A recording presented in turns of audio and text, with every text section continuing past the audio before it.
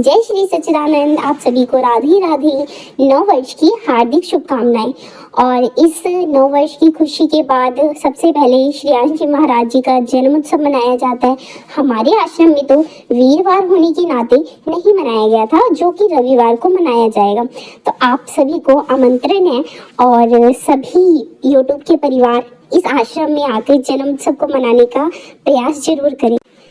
इस जन्म उत्सव में आप सभी को एक छोटी सी कहानी सुनाकर आप लोगों को प्रेरित करना चाहूंगी। देखिए, जो लोग अपनी समस्याओं को ना सुलझाने के लिए सदैव दूसरों की मदद का इंतजार करते हैं, वे कभी भी आत्मनिर्भर नहीं बन पाते। और ऐसा तो आप सबने अपने जीवन में देखा ही होगा। कई बार हम कहते हैं ना, बादाम खाने से अकल नहीं आती है, ठोकर खाने से आती है। ठीक उसी प्रकार हम दूसरों पर निर्भर रहकर खुद के जीवन को आगे नहीं बढ़ने दे सकते। ऐसे लोगों को सफलता आसानी से मिलती ही नहीं है, जो दूसरों पर निर्भर होते हैं। इस संबंध में आप लोगों को एक कहानी भी सुनाऊंगी। देखिए कि बहुत ही पुराने समय की बात है कि एक आश्रम में एक गुरु थे, जो अपने बहुत सारे शिष्यों के साथ इकट्ठे होकर रहा करते थे।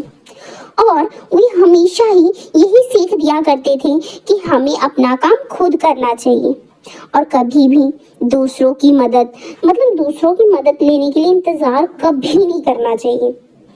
तो सभी शिष्यों को भी यही बात अच्छी तरह ध्यान में रहती थी, क्योंकि जो हमारे गुरु महाराज जी हमें सिखाते हैं, सदैव हमें उसी का प्रयास करके आगे बढ़ते रहना चाहिए और यत्न करते रहना चाहिए। तो ठीक एक दिन गुरु अपने शिष्यों के साथ दूसरे गांव जा रहे थे। रास्ते में एक नाला भी था और गुरु और शिष्य उस नाले को पार करने लगे। तो क्योंकि दूसरे गांव जाना था, जब गुरु जी के साथ सभी शिष्य नाला पार कर रहे थे, तभी गुरु के हाथ से कमंडल छूट गया और वो कमंडल नाले में जाके गिर गया। तभी गुरु जी वहां रुक गए और रुकने के पश्चात सभी शिष्य सोचने लगे, अरे यह कमंडल तो गिर गया, बट इसे निकाला कैसे जाए? तो इसको निकाला कैसे जाए और निकालेगा कौन? नाले में गिरा तो निकालेगा कौन? यही सभी सोचने लगे। तभी एक शिष्य ने क्या किया, गांव में किसी का सफाई कर्मी को खोजने के लिए चला गया और बाकी सारे शिष्य वहीं पे बैठ गए और कमंडल निकालने की योजना बनाने लगे। यह देखकर गुरु को बहुत दुख हुआ। गुरु थे, वो सभी शिष्यों को इतना निराश बैठा देखकर काफी दुखी हुए, क्योंकि उन्होंने सिखाया था कि सदैव अपना काम स्वयं करना चाहिए। किसी दूसरे की मदद के लिए कभी भी इंतजार नहीं करना चाहिए। भले ही वो काम हो चाहे ना हो, हमें प्रयत्न जरूर करना चाहिए। और दूसरे के इंतजार में जो समय व्यर्थ होता है, वो समय तो व्यर्थ जा ही रहा था। और कमंडल गुरु भी निकाल सकते थे, लेकिन वे शिष्यों की परीक्षा लेना चाहते थे।